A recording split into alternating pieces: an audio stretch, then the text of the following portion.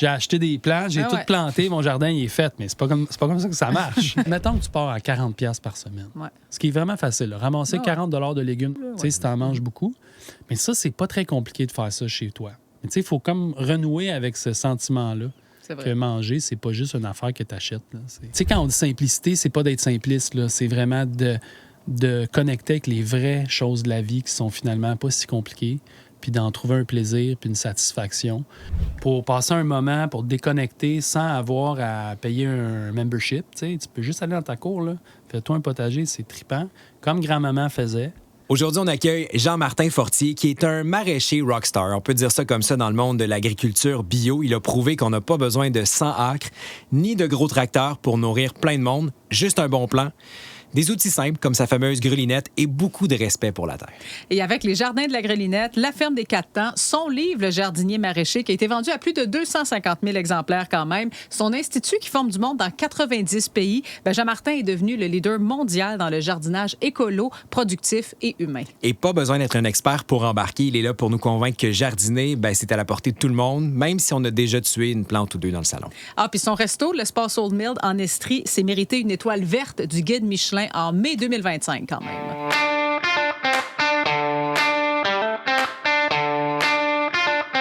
Salut Jean-Martin. Salut. Merci d'être là. C'est quand on se fait présenter comme ça, c'est le fun, ça a l'air spécial. C'était spécial quand même, parce que quand on pense à un agriculteur, on a souvent l'image de quelqu'un qui est sur son tracteur. C'est pas du tout ce que tu es. Ouais. Quelle image devrait-on avoir en pensant de toi? Tu sais, moi, le maraîchage que j'ai toujours fait, c'est un maraîchage où est-ce qu'on est, on est vraiment là, présent sur le sol. On récolte à chaque semaine ce qu'on livre dans nos paniers, ce qu'on livre au marché. Donc, c'est une agriculture à échelle humaine. Puis, il n'y a rien vraiment de mal avec un tracteur. C'est juste que nous, on ne fait pas des volumes. Nous, on a un modèle agricole qui est connecté avec une clientèle qui est locale et aussi saisonnière. On les rencontre à chaque semaine. Donc, on a comme développé un modèle où est-ce qu'à toutes les semaines, on récolte, on sème, on entretient ce qu'on a besoin de vendre. Au lieu de faire comme beaucoup de carottes pour rentrer dans une épicerie, on va faire un peu de carottes à chaque semaine, un peu de laitue, un peu de fenouil, un peu de tout. Puis ça demande d'avoir 40, 50, 60 légumes qui poussent en continu. Donc, le tracteur, puis tout le maraîchage, comme on le connaît, c'est plus des affaires d'un gros champ qui fait une affaire. Mais nous, c'est pas ça qu'on fait.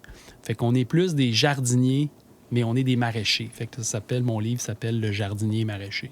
Et qu'est-ce que le jardin t'apprend sur toi, jour après jour, par exemple? Ça, c'est vraiment une belle question. Que t'es patient, peut-être? Non, c'est comme difficile de l'expliquer, mais je vais essayer de... Quand tu mets tes mains dans la terre, pour vrai, il y a une thérapie là-dedans. Je pense pas que scientifiquement, je pourrais trouver une étude qui vous le dit, là, mais il y a comme un grounding vraiment important. Puis le fait que, justement, on n'est pas toujours sur des tracteurs, ça fait qu'on est vraiment en contact avec les plantes.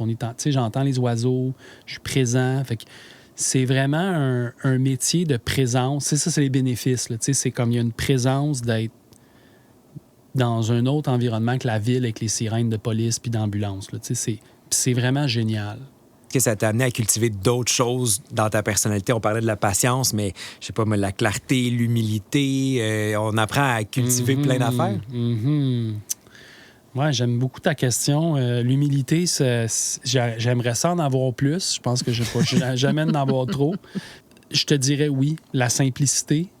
Puis, tu sais, quand on dit simplicité, c'est pas d'être simpliste, là. C'est vraiment de connecter avec les vraies choses de la vie qui sont finalement pas si compliquées. Et pourquoi tu préfères... Parce que tu as des outils pour jardiner, cultiver, mais tu n'as pas de machinerie. Pourquoi tu préfères y aller sans machinerie? Parce que tu pourrais en faire plus au volume, finalement. C'est pas ton focus dans ce sens-là? Premièrement, la question du volume, c'est la question, OK? Si tu fais des volumes pour rentrer, mettons, dans les supermarchés, la carotte que moi, je vends 4 $, je vais avoir peut-être 1,10 $ pour, peut-être moins. Fait qu'il faut que j'en fasse 4 fois plus pour arriver au même profit. Puis là, j'ai de la machinerie, j'ai un grand terrain. Puis quand j'ai un grand terrain puis je veux mettre de l'irrigation, bien, ça me coûte 4 fois plus cher. Puis quand je veux mettre un filet entier sec, bien, c'est 4 fois... Fait que vous voyez l'esprit d'échelle. Fait que nous autres, ce qu'on a vu depuis le début, c'était qu'une plus petite échelle, ça te permet d'être plus performant, plus ergonomique, moins de coûts. Puis plus profitable aussi. Plus profitable parce que je vends directement ma carotte. Fait qu'il n'y a pas d'intermédiaire. Et tu vois, ça va complètement à l'encontre de ce qu'on pense. Toutes les entreprises comme ça, on pense que plus on fait du volume, plus c'est profitable finalement. Mais c'est pas le cas dans le monde. C'est pas le cas. C'est ça qui, depuis le début de mon parcours, frappe les gens parce que je leur dis, moi, sur 1 hectare, on fait 300 000 $ de vente, ce qui n'est pas énorme. Par hectare, oui, ça c'est énorme, mais tu sais, après ça, le revenu net qui reste dans nos poches, tu sais, c'est 60 70 000. Puis ça, la plupart des grosses fermes, ils font à peu près ça. OK. Avec beaucoup plus de roulement. Puis la raison, la première raison pourquoi on a découvert ça, c'est que nous, quand on a commencé en maraîchage, on était jeunes à l'époque, on avait 1 hectare. Il a fallu qu'on fasse avec. Donc, on a commencé avec un bon design, on s'est bien organisé. On a beaucoup été inspiré par ce qu'on avait vu à Cuba, une agriculture qui était non mécanisée à l'époque. Puis on n'a jamais eu plus grand. Fait à nos débuts, puis toutes les premières années, il a fallu qu'on développe des techniques puis des méthodes pour faire plus, mais sans faire plus grand. Puis c'est comme ça qu'on a développé beaucoup d'outils, beaucoup de techniques. Vous avez encore seulement 1 hectare. Ouais. Ben, je dis juste, c'est quand même gros, là, mais pour... OK. Depuis tout ce temps-là. Puis c'est ça qui a fait la force de notre affaire. Fait que la contrainte qu'on a eue, qui, moi, j'aurais jamais pensé ça. Tu sais, je pensais pas que tout ce qui m'est arrivé m'arriverait. C'est la contrainte qui nous a forgé, façonné, puis qui est devenue une clé pour tellement de monde qui veulent commencer en agriculture. C'est clair.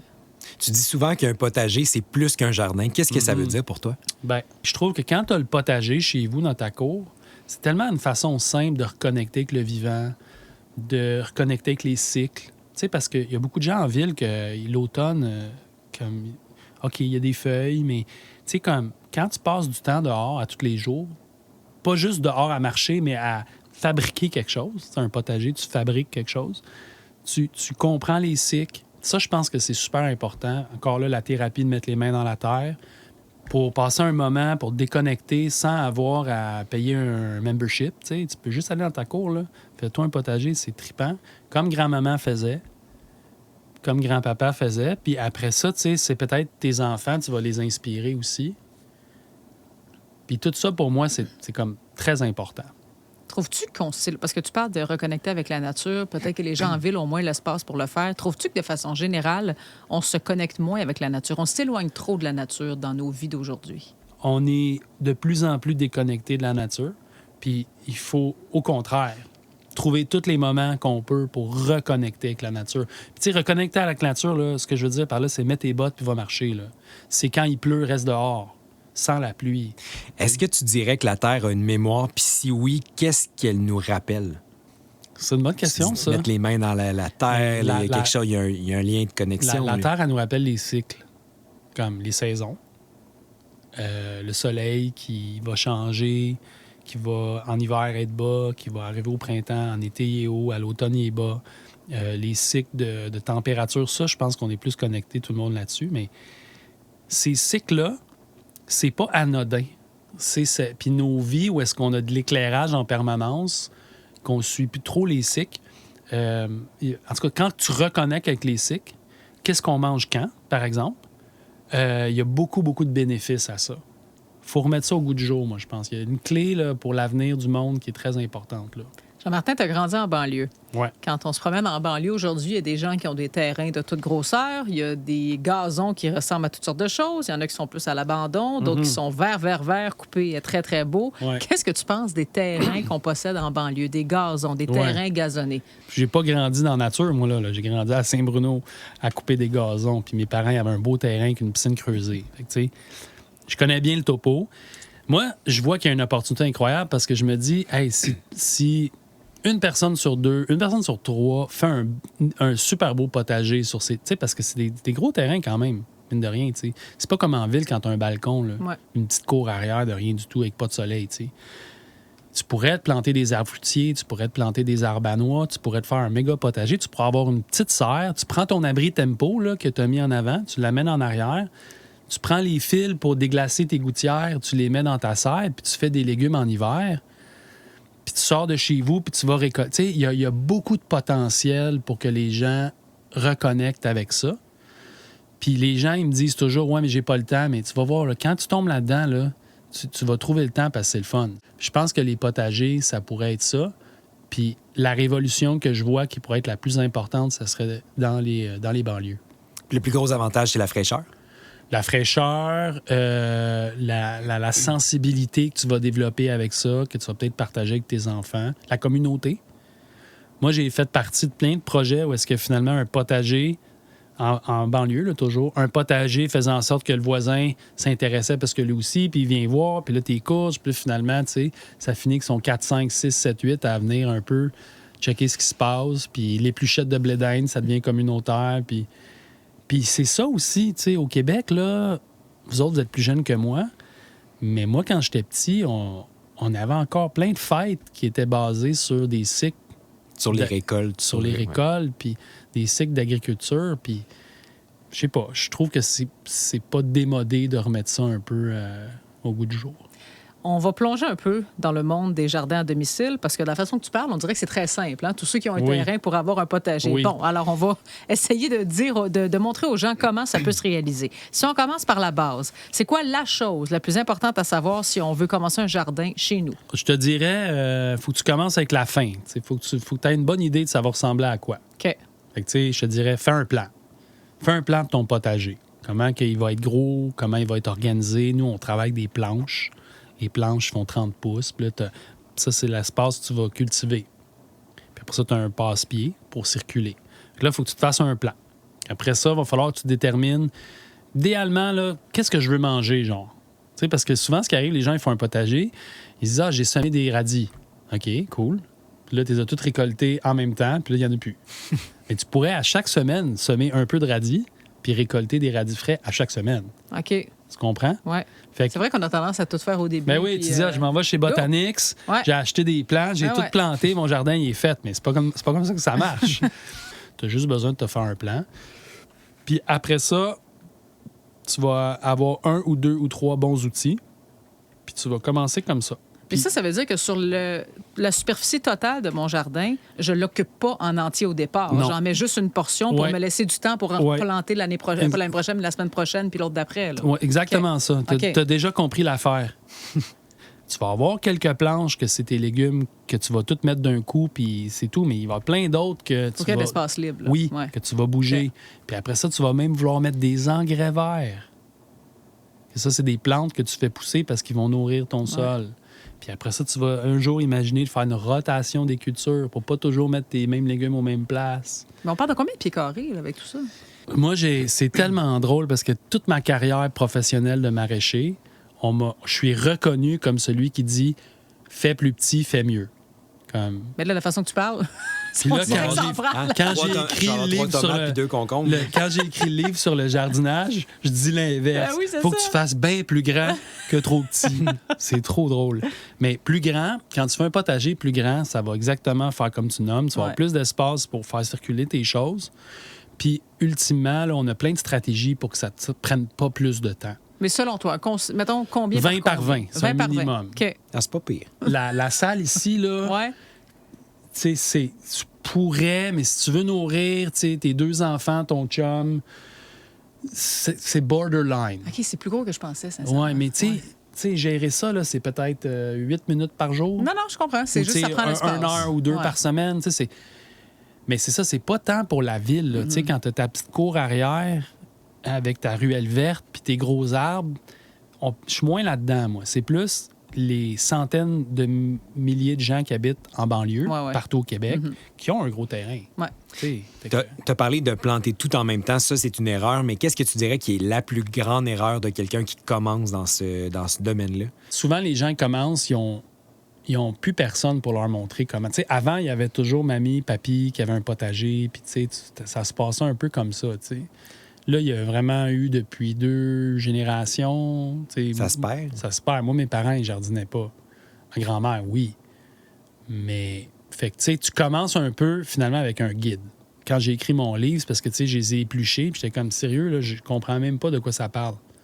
C'est tellement déconnecté de c'est quoi faire un pot. Tu sais, ça te dit quel engrais mettre, puis ton espacement de tes rangs de carottes, puis tu vois une photo d'à peu près comment, mais c'est plus que ça, là. Faut que tu te structures, faut que tu penses à ton affaire, ton approvisionnement. Qu'est-ce que tu veux manger? Tu veux-tu manger un peu de salade à chaque semaine? Tu veux-tu des épinards quand est-ce que tu veux? Fait que c'est comme... La première étape, c'est de réfléchir un peu à tout ça comme ça. Puis aujourd'hui, il existe l'Académie potagère. C'est un cours en ligne où est-ce que Dany puis Vincent, ils vont te montrer exactement comment faire chaque chose.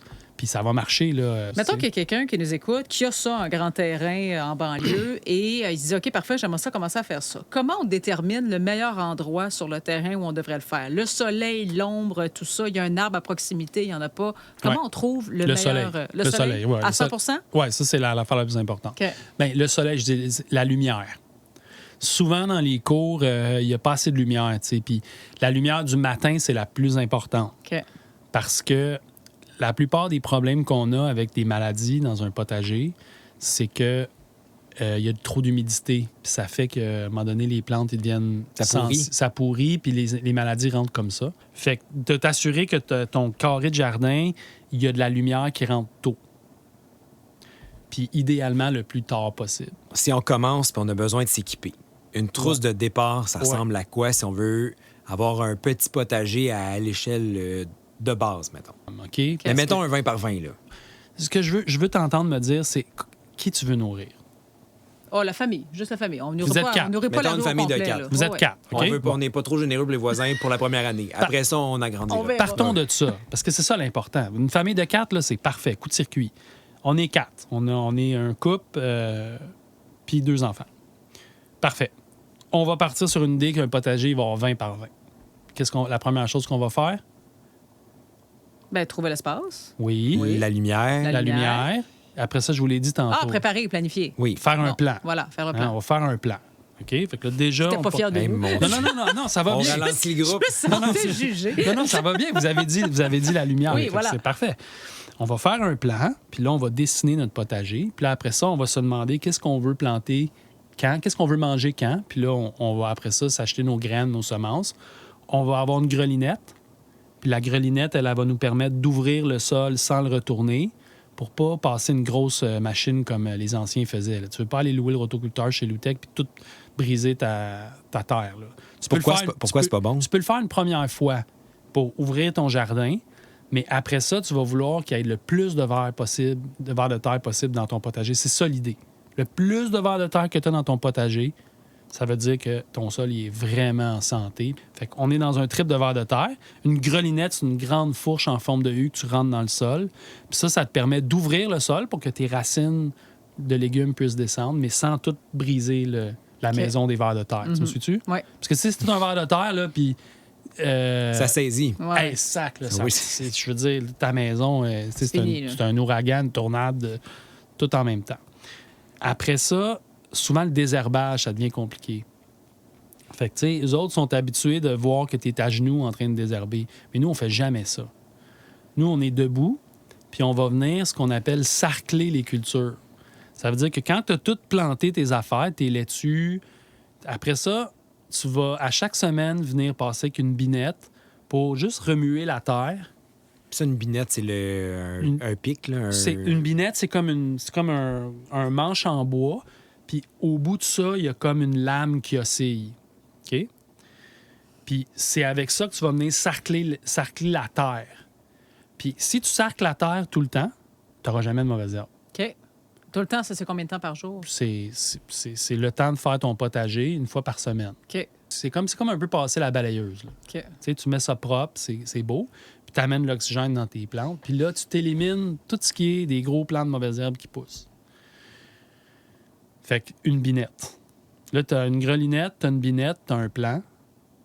Un plan, quand je dis un plan, je veux dire un plan écrit. On met quoi où? Tu es là? allé acheter tes plants où tu fais tes plants. Ça, c'est tout à fait possible. Là, ça te prend un petit peu d'équipement, mais c'est pas compliqué. Puis c'est le fun.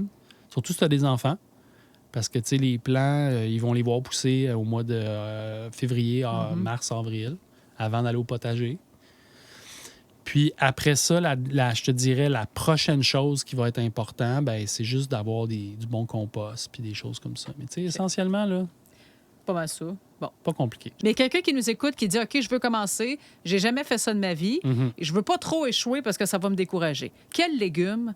On commence par quel légume? Y a-t-il un légume qui c'est impossible à rater? Ben, tu sais, rien n'est impossible, hein? D'un bord comme de l'autre. Tu sais. L'impossible Mais la laitue, mettons, on me dit que c'est assez facile normalement. Non, mais sérieux, pour vrai, si tu plantes une graine, ça va pousser. Ça, c'est sûr. Tu sais, si c'est des bonnes graines, là, ça va pousser. Puis, tu sais, si tu as le moindrement une terre avec un petit peu de compost, puis tu as pris une fourche, puis tu l'as un peu aéré, là, tu sais, tu peux pas vraiment te tromper. Même des plants de tomates, c'est pas si compliqué. En fait, là, il y en a des légumes que c'est plus compliqué. Lesquels? Faire des céleris, des beaux céleris, c'est un peu plus compliqué. Avoir des gros brocolis, comme on est habitué de voir, ça, c'est plus compliqué. Avoir des beaux choux-fleurs blancs qui n'ont pas de verre dedans puis qui sont beaux, ça, s'il y a des défis. Mais tu sais, avoir des courgettes très simples, des radis très simples, des ravioles très simples, avoir des belles laitues en continu très simples, avoir des poivrons très simples. Ça coûte cher un poivron, hein? Je sais pas si vous avez vu à l'épicerie. Là. Oui, un poivron rouge, c'est 4 $. Oui. Puis il va être beau, là? Il va être beau. Mais oui. Puis ça dépend aussi de la qualité du plant que tu vas mettre. Puis mettons quelque chose de sous-estimé que tu voudrais nous faire découvrir, la mettre dans un jardin que tu nous arrives un peu champ gauche. Que tu vois pas souvent dans le jardin. OK. Mettons, c'est Noël. Ouais. OK. On n'habite pas en ville. On est où en banlieue. Tu es en banlieue. Pousser ton aspic avec ça. Ça, c'est dur. OK. Mais tu sais, mettons, tu l'as, ton potager. OK? Ouais. Il est en arrière de dans ta cour. Puis là, c'est Noël. Puis là, ta table est mise, t'attends la visite, puis tu vas aller dans ta serre, qui est l'abri tempo. Hein? Okay. Tu sais, c'est quoi l'abri tempo? Ben oui. Tu as l'abri tempo qui était dans le cours avec les fils chauffe-gouttière. Puis là, tu vas aller récolter tes épinards. Puis là, c'est Noël. Là, tu prends ta pelle, tu ouvres la porte, tu enlèves la neige, tu ouvres la porte. Puis là, dans ta serre, tu as comme une espèce de grosse couverte blanche. Tu l'ouvres, puis là, tu as des épinards qui sont là, qui ont pris du -20, qui ont gelé bord en bord. Mais dès qu'il fait soleil, eux, ils se réveillent, puis sont comme « Poing! » Tu vas aller récolter ça. Puis quand tu vas servir ça à tes gens, ils vont tous dire « J'ai jamais mangé ça, un épinard comme ça. » Ah ouais? C'est impossible parce que l'épinard, quand il gèle, il concentre ses sucres. Puis il devient comme... C'est incroyable le goût de ça. Fait que ça pourrait impressionner ta visite. Tu fais ça, toi? Oui. Ouais? Ben oui. Moi, je fais ça depuis... Là, ça les impressionne moins. Là. Ouais. C'est plus difficile. À chaque Puis, Noël. tu sais, c'est pas un abri tempo, c'est une grosse serre parce que moi, j'habite sur ma ferme. Mais, Ben oui. mais ça, c'est incroyable. Puis au Québec, les amis, nos saisons, là, c'est pas un frein. Tu sais, tes carottes que tu vas récolter dans un sol gelé, le goût, dès que ça gèle, le goût est tellement différent d'une carotte en été. Je veux qu'on parle des économies qu'on peut faire en ayant notre jardin à la maison. Ça, c'est une belle question. Ça. Oui, parce que je pense qu'effectivement, si tu vas faire tes légumes toi-même, il peut y avoir une économie, mais on peut s'imaginer que peut-être faire le jardin, il y a des coûts reliés à ça aussi. Peux-tu nous expliquer en quoi ça peut être économique le faire à la maison? Tu sais, on est 4, puis on veut manger des légumes. Ouais. Mettons, coûte quand même, quoi, 30, 40, 50, 60 $ par semaine minimum. Si t'en manges beaucoup, là. Tu sais, si t'en manges beaucoup. Mais ça, c'est pas très compliqué de faire ça chez toi. Dans le fond, ce que tu peux te dire, c'est que ta saison de légumes qui va commencer en juin, puis qui va aller jusqu'au mois d'octobre, tu peux quand même remplacer ta facture d'épicerie. Puis, tu dirais que ça coûte combien de maintien, d'entretien pour une saison complète, un jardin? Bien, ça coûte ton temps. Mais il y a des coûts quand même reliés à acheter les... Bien, tu vas t'acheter une grelinette, une binette, Une fois que tu vas t'acheter du goutte à goutte. Tu sais, oui, mais c'est comme les outils de ton cabanon. T'achètes ça une fois. T'achètes ça une fois, t'as ça à vie, tu veux peut-être même tu vas les laisser à tes enfants. Fait que, tu sais, honnêtement, c'est pas grand-chose. Okay. Fait que, tu sais, mettons que tu pars à 40 $ par semaine. Ouais. Ce qui est vraiment facile. Là. Ramasser 40 $ de légumes dans un potager. Ça monte vite, hein? Serais-tu d'accord avec le fait que plus on jardine, moins on gaspille? Parce qu'on a mis du temps, on a mis nos énergies, on réalise ce que ça prend aussi. Ben oui, c'est certain. Oui. Puis les gens qui ont des paniers bio avec leurs fermiers de famille, eux autres aussi, ils gaspillent pas. Mais tu sais, il faut comme renouer avec ce sentiment-là. C'est vrai. Que manger, c'est pas juste une affaire que tu achètes. Là, c'est peut-être rendu banal pour toi parce que tu le fais année après année depuis très, très longtemps. Mais est-ce qu'il y a une émotion que tu ressens encore aujourd'hui au moment des premières semences?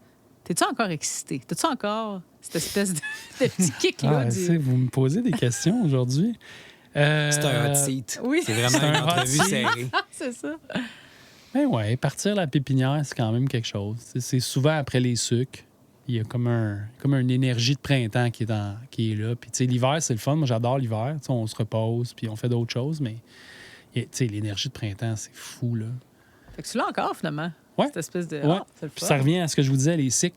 Tu sais, c'est là. Ouais. Ça nous définit plus qu'on pense. C'est vrai. Alors, Jean-Martin, on est maintenant rendu à la jasette des décarbonés. J'ai des questions en rafale sur Oh là les là. cartons. Réponse courte le plus possible. Puis on si m'a c'est dit possible. que j'étais obligé de répondre. Je Ah peux oui. pas dire passe. Non, pas Non. du tout. Tu es Merde. obligé. Voilà. OK. Qu'est-ce qui est le plus facile, faire ses semis ou acheter des plants? Acheter des plants.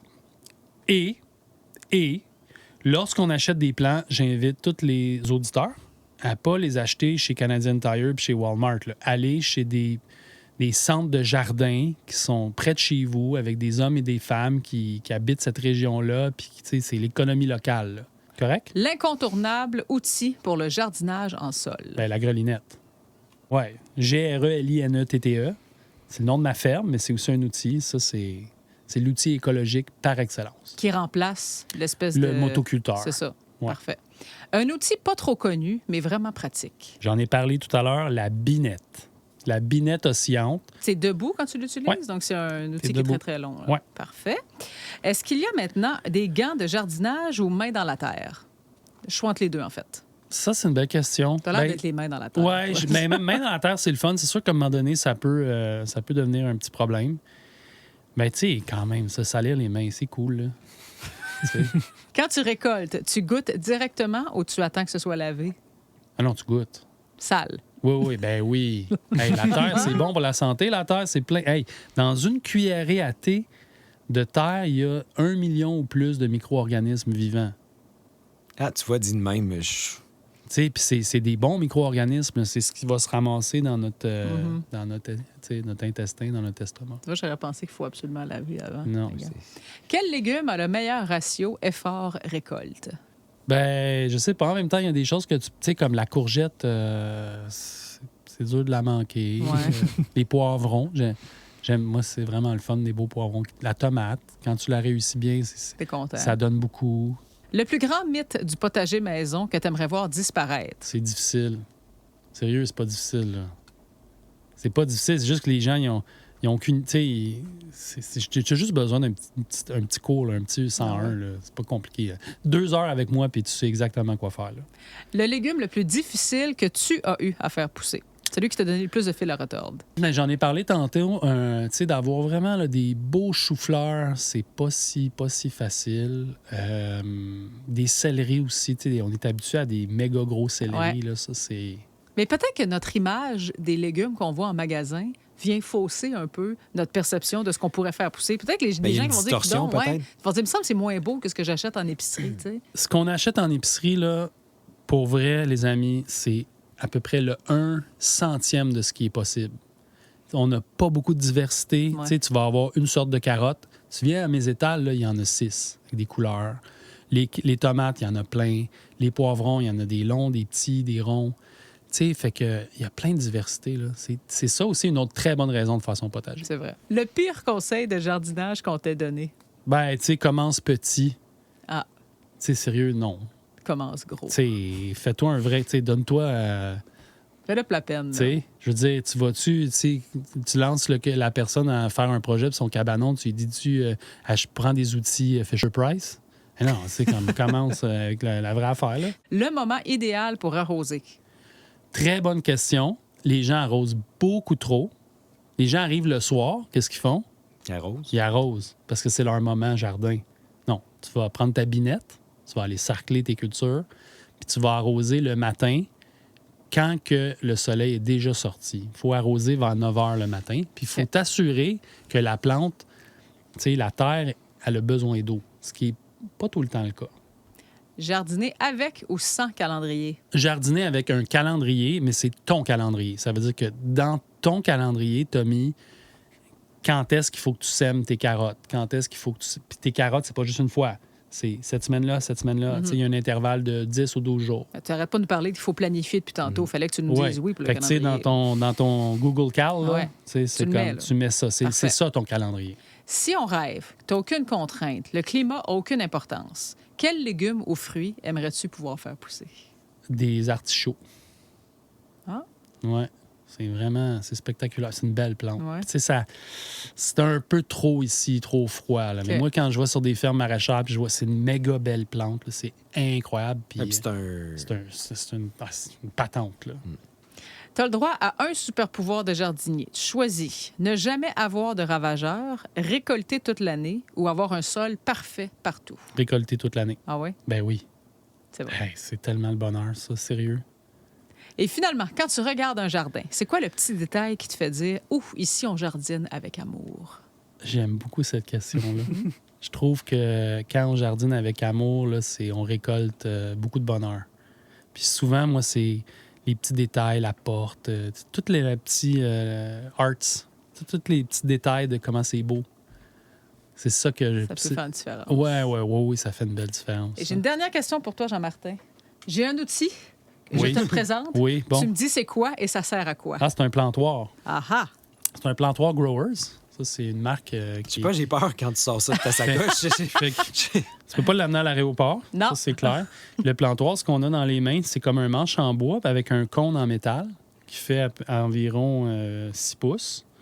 Puis ça, c'est pour faire tes trous quand tu vas venir mettre tes racines dans tes plantules. Ah, puis il y a des... Oui, il y a une mesures. graduation parce que dépendamment de c'est quoi, tu vas vouloir aller plus ou moins creux. Puis dépendamment de ta grosseur de trou, tu vas vouloir le faire plus gros.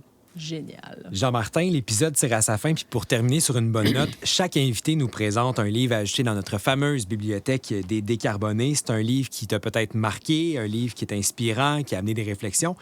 Jean-Martin, tu nous as amené quel livre aujourd'hui? Je vous ai amené un livre que les gens connaissent pas, mais qui me définit beaucoup à un niveau un petit peu plus, je dirais, intellectuel. J'ai le droit de dire ça comme ça? Oui, certainement.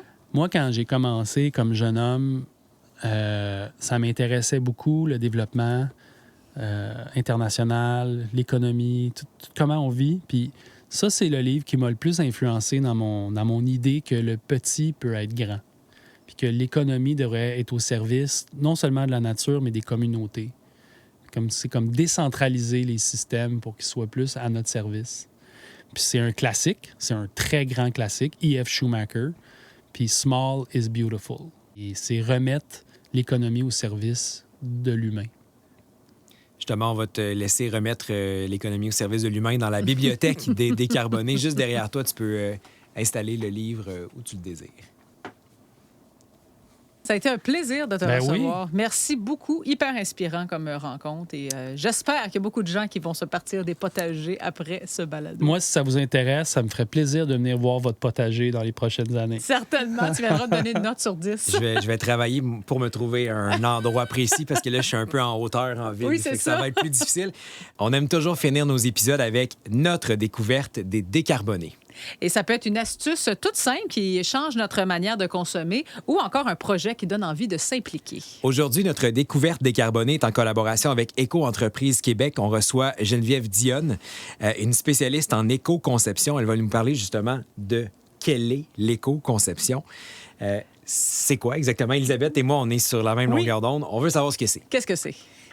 C'est une bonne question. C'est une question, évidemment, que je me fais souvent poser. Qu'est-ce que ça veut dire, éco-conception? Je vais tenter de vous simplifier ça le plus possible. C'est une démarche de conception d'un produit, d'un emballage ou d'un service à travers laquelle on va ajouter des critères environnementaux. Donc, il y a toujours un besoin quand on conçoit un produit ou un emballage, mais on va regarder la notion d'empreinte environnementale. Donc, l'éco-conception, on va ajouter des critères qui vont toucher aux notions d'approvisionnement, aux notions de consommation d'eau et d'énergie, de consommation de matériaux. On va vouloir faire le plus possible avec le moins possible. Donc, tu sais, l'éco-conception, ça peut prendre différentes formes. Quand on parle d'emballage, on peut réduire la taille d'une étiquette comme on peut vraiment revoir une gamme complète de produits, regarder notre système d'emballage complet, l'emballage secondaire, l'emballage tertiaire. Puis on peut aller jusqu'à avoir des objectifs stratégiques dans une entreprise là, au niveau de l'éco-conception. Donc, les échelles sont différentes. Puis c'est une démarche que j'aime dire qui est comme un marathon. Donc, c'est une course de fond. Ça s'inscrit dans une volonté de faire de l'amélioration continue. Donc, vous travaillez avec des entreprises qui souhaitent améliorer là, certaines pratiques, soit au niveau de l'emballage ou des pratiques, c'est ça? Tout à fait. OK, tout à fait. je comprends. Et à la base, là, est-ce que tous les matériaux sont égaux quand vient le temps de concevoir un emballage? Non, surtout pas dans le monde des emballages, mais je dirais que c'est la même chose quand on regarde les biens durables, le domaine de l'automobile, le domaine de l'éclairage. Chaque matériau a des caractéristiques physiques, des propriétés, des forces, des faiblesses. Puis dans le domaine de l'emballage, il faut apprendre à les connaître, à les comprendre, puis à les respecter, entre guillemets. Tu sais, quand on parle des emballages de plastique, là, ceux qu'on souhaite voir le moins possible être réduits, mais ça demeure des emballages qui ont des bonnes propriétés barrières à l'humidité, à la lumière, à l'oxygène.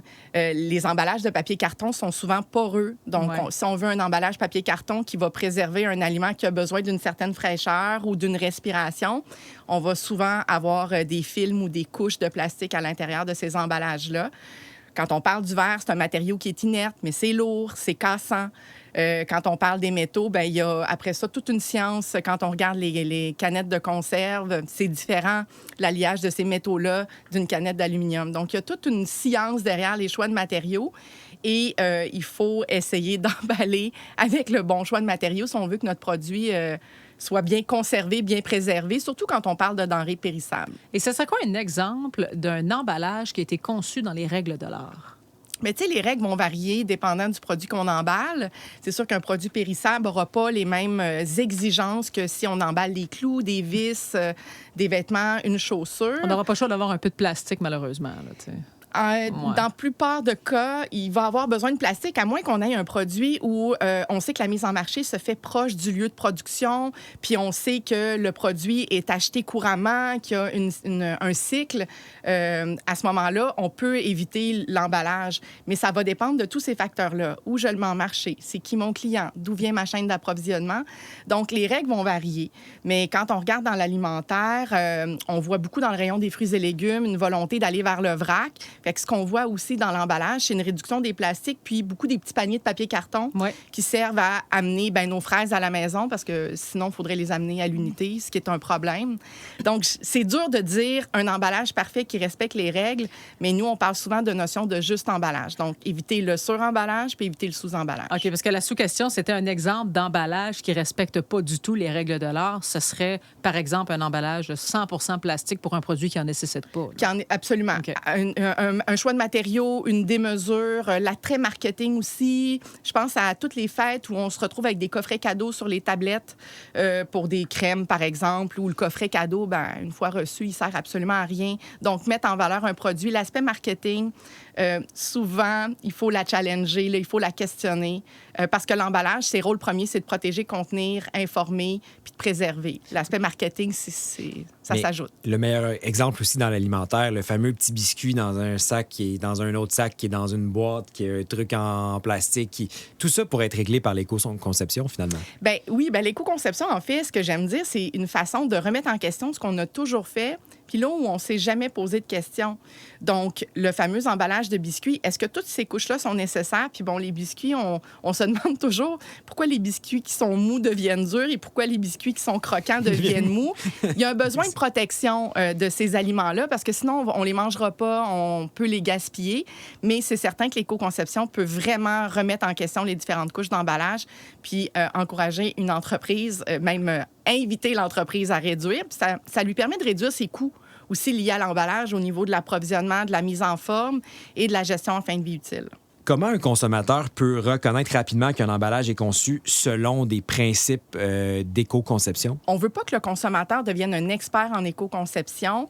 Ce qu'on veut, c'est que le consommateur pose le bon geste de tri. C'est sûr que, chez Éco-entreprise Québec, depuis le 1er janvier, on dit contenant, emballage et imprimé. Donc, on s'en va ratisser beaucoup plus large que la collecte sélective jusqu'à 2025. Donc, c'est notre travail avec les entreprises, avec les producteurs, de faire le travail, de remettre en question certains choix d'emballage, emballage, de réduire. Le consommateur, il le verra pas tout le temps. Et est-ce que, puis je comprends que le consommateur, on doit poser le bon geste de tri, mais mettons que les gens veulent vraiment être capables d'essayer le plus possible de reconnaître un emballage qui a été bien conçu. Est-ce qu'il y a des choses qu'on peut observer juste avec l'œil? Oui, bien souvent, quand on a une sobriété au niveau on parlait des matériaux tout à l'heure, donc un emballage qui est fait d'une seule matière, un emballage qui a été réduit, des fois les espaces de tête dans les boîtes de pâte alimentaire ou de poudre pour chocolat chaud. Donc, quand on réduit l'espace vide dans un emballage, on optimise le volume. Ça donne des indicateurs aussi d'une forme d'optimisation. Puis ce qu'on voit aussi comme tendance dans les emballages, c'est de réduire des fois la coloration, la pigmentation. Puis pour certains plastiques comme le PET, le plastique qu'on utilise pour les bouteilles de jus, les bouteilles d'eau, c'est une résine où on voit de plus en plus les producteurs délaisser la coloration verdâtre, bleutée, parce que le plastique a une meilleure valeur en fin de vie. Donc ça aide c'est des indicateurs pour le consommateur pour s'y retrouver. Okay. Justement, le cycle, c'est combien de cycles, par exemple, l'emballage dont vous parlez, puis est-ce que l'éco-conception peut changer ces cycles-là? Oui, bien, c'est sûr que il n'y a pas une entreprise qui veut mettre sur le marché un emballage qui n'est pas recyclable, mais pour qu'un emballage soit recyclable et recyclé, il faut que celui du compétiteur aussi le soit. Parce que c'est une question de densité de gisement. Il n'y a pas un recycleur qui va dire « Moi, je recycle 4 barquettes de champignons par jour. » Ça marche Il va pas. vouloir avoir une masse critique. Donc, c'est pour ça qu'on encourage les producteurs à faire des choix de matériaux qui sont cohérents puis qui poussent dans le même sens. Puis le but, c'est de boucler la boucle parce que la majorité des emballages qu'on a sur les tablettes sont à usage unique et de courte vie. Donc, comme c'est le cas, la recyclabilité puis la gestion en fin de vie utile, elle prend toute son importance dans une démarche d'éco-conception. Puis l'éco-conception, oui, elle peut aider à boucler la boucle. Puis quand tu me parles de combien de cycles, bien, ça va dépendre des matériaux. Ça va dépendre des procédés de fabrication. Un plastique, une fois recyclé, il peut changer de coloration. Ses propriétés esthétiques peuvent changer. Souvent, on va voir notre pot de mayonnaise qui est comme un peu transparent, grisâtre. Il est plus gris. Oui. Bien, ça, c'est la coloration naturelle d'une résine recyclée qui peut être en contact alimentaire. Donc, il faut aussi accompagner le consommateur sur le changement esthétique d'un matériau de seconde vie. Dans les fibres, c'est la même chose. Une fibre, ça peut avoir jusqu'à 7 cycles, mais on ne fera pas le même produit avec la fibre parce qu'elle va raccourcir à chaque cycle.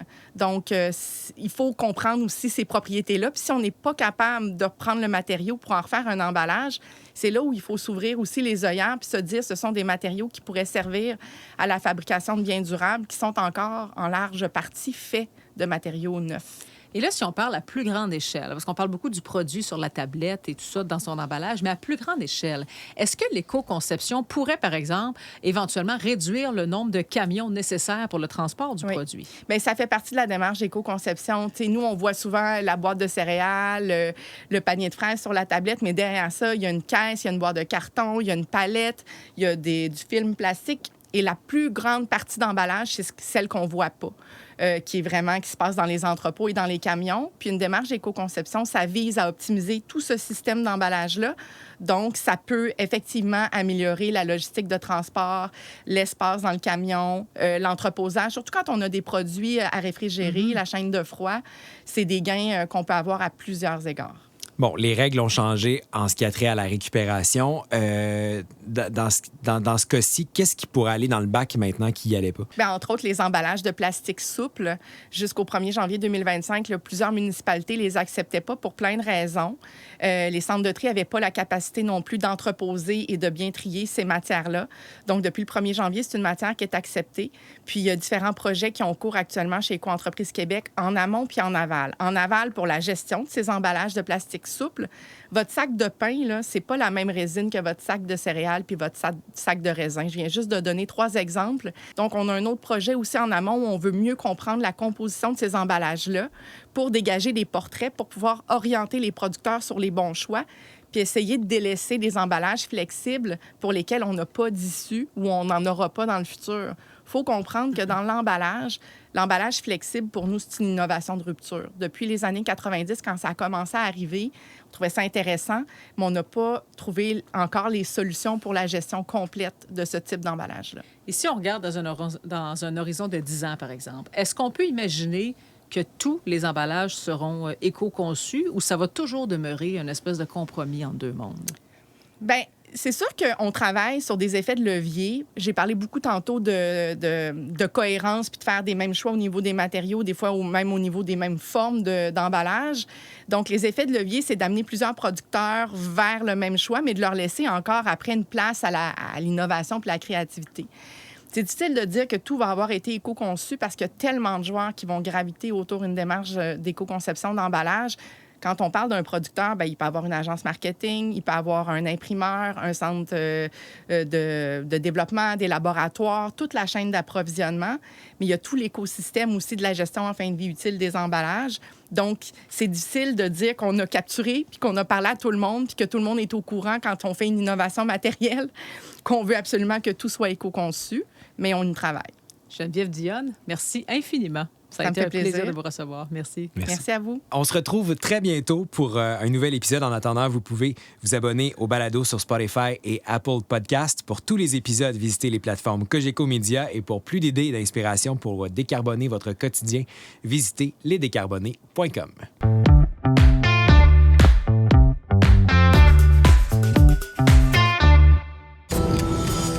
Compétitionner pour le bien de la planète? C'est possible. Allez, les gars, allez! Dans la série Les Décarbonés, 6 participants rivalisent d'idées géniales pour réduire leur empreinte carbone. 10 défis costauds, 2 juges et un grand prix d'une valeur de 50 000 à gagner. Bingo!